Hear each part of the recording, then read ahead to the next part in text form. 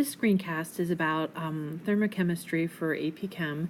It's chapter 19 in our textbook, and we're going to focus on what is Gibbs free energy and how do you find it. Gibbs free energy is a value that's assigned to when you consider both entropy and enthalpy and how they affect a reaction in deciding if it is actually spontaneous. The factors that are involved in Gibbs free energy are entropy, which is S, enthalpy, it's H, and temperature, which needs to be in Kelvin. So we know that if the entropy is increasing or positive, that the reaction is spontaneous. There's some factors attributed to the enthalpy and then also the temperature. So when you combine them all together, you get a concept called free energy. The equation that we're going to use when solving for free energy is, and free energy's, Gibbs free energy's symbol is G. So if you want to remember that, free energy is G. So to find Gibbs free energy, it is equal to the enthalpy minus the product of the temperature and the entropy. Keep in mind, units are going to be a big deal because when you look at the thermochemical data in the back of your book, enthalpy is given in kilojoules and entropy is given in joules. So you're going to want to change them all up to kilojoules in order to be able to add and subtract them. The temperature needs to be in Kelvin, otherwise your calculation won't work very well. The equation is G equals H minus T delta Ts. The second equation you see listed there is delta G equals delta H minus T delta S. This would be a condition of looking at as the G values change and the H values change and the S values change throughout a reaction. So comparing the reactants and the products, you can calculate the delta G, the delta H, and the delta S.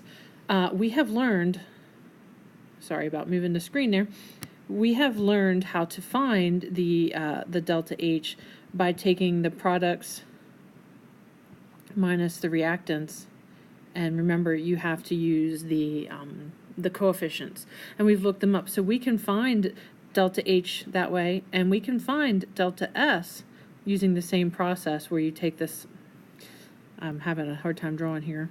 We'll go ahead and we'll go where you take the sum of the products values minus the sum of the reactants values that the delta S values. So you're going to be able to do that and find the delta H, the delta S, and they'll give you the temperature, and then you can then go on and find the delta G.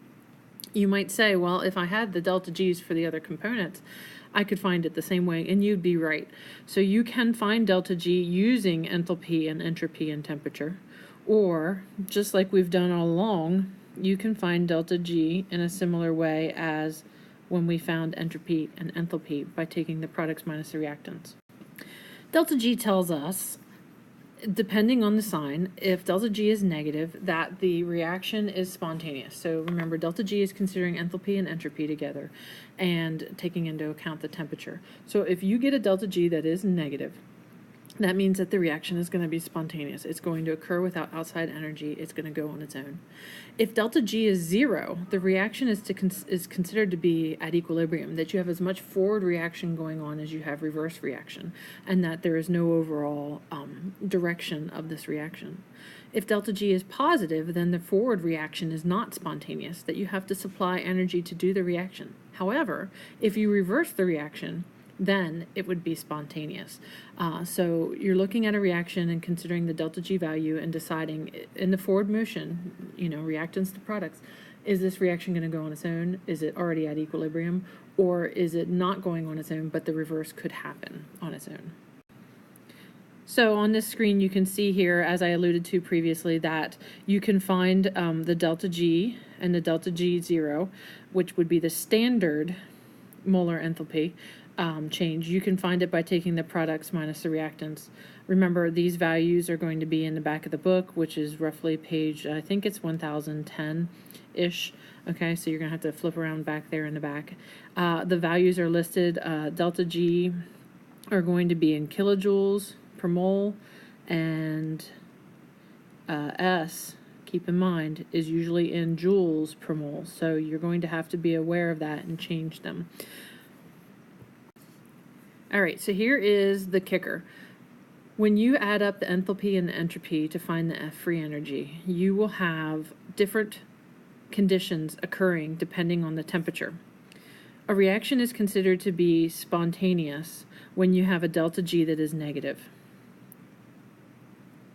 So that's when it's spontaneous. If you have a negative delta H and a negative delta S, you're going to have a negative overall delta G.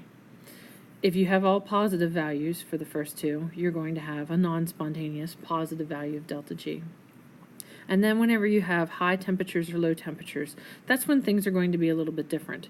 Depending on how big the temperature is, you will have a different result of the delta G value, because the product that you'll get, because it's positive, is going to change the sign. So this chart just helps you recognize the influence of temperature and how it changes the overall delta G value's sign, and therefore makes it either spontaneous if it's negative or not spontaneous if it's positive. So part of the problems that you'll be doing is you'll be finding the Gibbs free energy, the delta G, and then you'll be deciding if the reaction is spontaneous, looking at all the factors that are affecting the whole reaction.